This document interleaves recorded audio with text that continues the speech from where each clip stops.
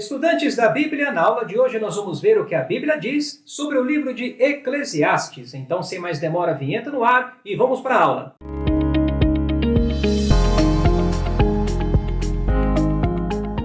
Antes de começarmos, não se esqueça de se inscrever em nosso canal, se você ainda não fez, de curtir o vídeo, ativar o sininho e compartilhar também o nosso canal com aqueles que você conhece e que gostam de estudar a Bíblia. O autor de Eclesiastes, logo no primeiro versículo, se identifica como o pregador, filho de Davi, rei de Jerusalém, o que nos leva à conclusão de que Salomão foi quem escreveu Eclesiastes. O livro de Eclesiastes simplesmente observa a vida e tira conclusões lógicas. É a vida debaixo do sol, a vida como ela é. A vida que vivemos sem Deus é fútil, vazia, sem propósito, sem sentido.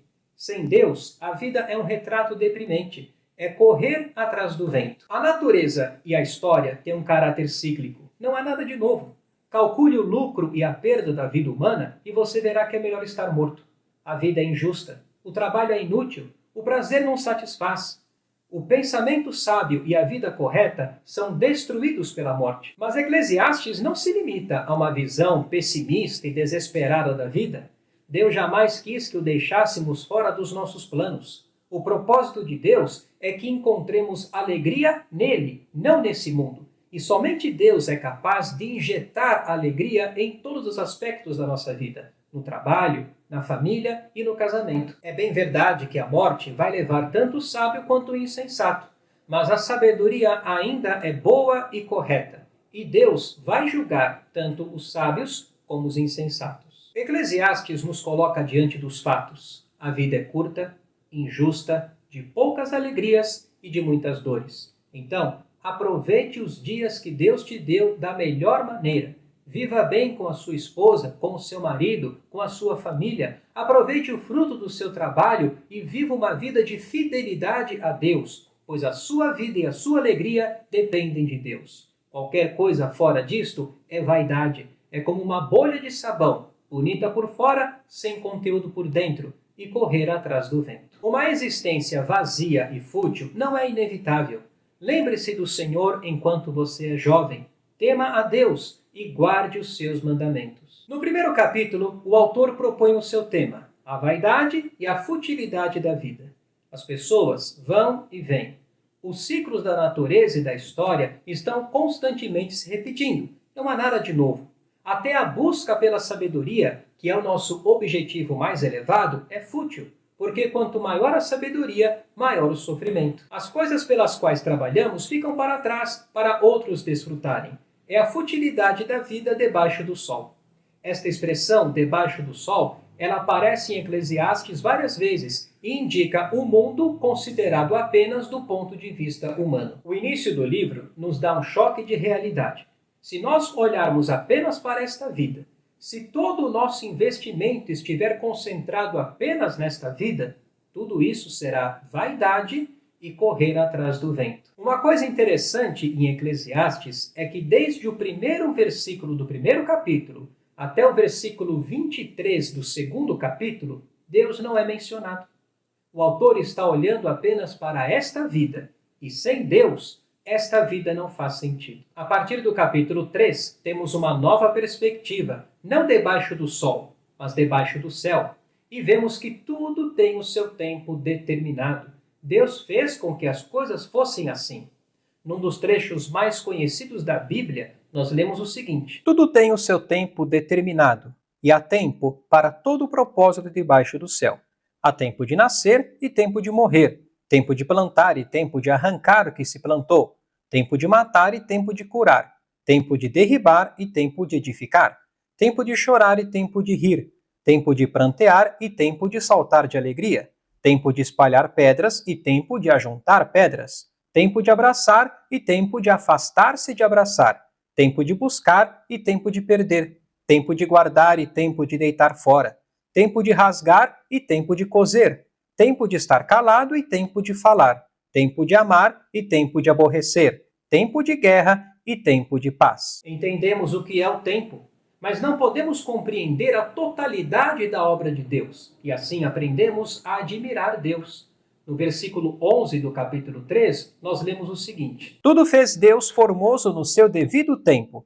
Também pôs a eternidade no coração do homem, sem que este possa descobrir as obras que Deus fez desde o princípio até ao fim. Não há como negar que exista nesse mundo injustiça e corrupção, mas Deus estabeleceu um tempo para o seu justo juízo, embora justos e injustos tenham que morrer. Nos versículos 16 e 17 do capítulo 3, nós lemos assim: Vi ainda debaixo do sol que no lugar do juízo reinava maldade, e no lugar da justiça, maldade ainda. Então disse comigo: Deus julgará o justo e o perverso, pois há tempo para todo propósito e para toda obra. A partir do capítulo 4, as reflexões e observações do autor se alternam com conselhos e ensinamentos. No outro trecho, bem conhecido pelos cristãos, nós lemos assim: Melhor é serem dois do que um, porque tem melhor paga do seu trabalho. Porque se caírem, um levanta o companheiro.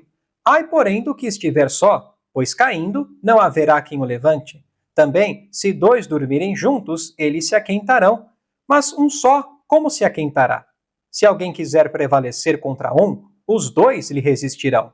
O cordão de 3 dobras não se rebenta com facilidade. Eclesiastes vai caminhando por observações e conselhos sábios. No capítulo 5, o autor admoesta aqueles que fazem um voto ao Senhor. Quando a Deus fizeres algum voto, não tardes em cumpri-lo, porque não se agrada de tolos. Cumpre o voto que fazes. Melhor é que não votes do que votes e não cumpras. Ele também fala da nossa atitude em relação ao dinheiro. Quem ama o dinheiro, jamais dele se farta. E quem ama a abundância, nunca se farta da renda. Também isto é vaidade. Onde os bens se multiplicam, também se multiplicam os que deles comem. Que mais proveito, pois, têm os seus donos do que os verem com seus olhos? Doce é o sono do trabalhador, quer coma pouco, quer muito. Mas a fartura do rico não o deixa dormir. De acordo com o pregador, a melhor maneira de se viver é desfrutar do seu trabalho e da prosperidade, se for o caso, pois estes são dons de Deus. A diversão é o antídoto contra a melancolia causada pela passagem do tempo. O capítulo 5 termina com estes pensamentos. Quanto ao homem a quem Deus conferiu riquezas e bens, e lhe deu poder para deles comer e receber a sua porção e gozar do seu trabalho, isto é um dom de Deus. Porque não se lembrará muito dos dias da sua vida, porquanto Deus lhe enche o coração de alegria. As reflexões continuam. A pessoa que é controlada pelo apetite e pelo desejo jamais ficará satisfeita. Todo o trabalho do homem é para a sua boca, e contudo nunca se satisfaz o seu apetite. Pois que vantagem tem o sábio sobre o tolo? Ou o pobre que sabe andar perante os vivos? Melhor é a vista dos olhos do que o andar ocioso da cobiça.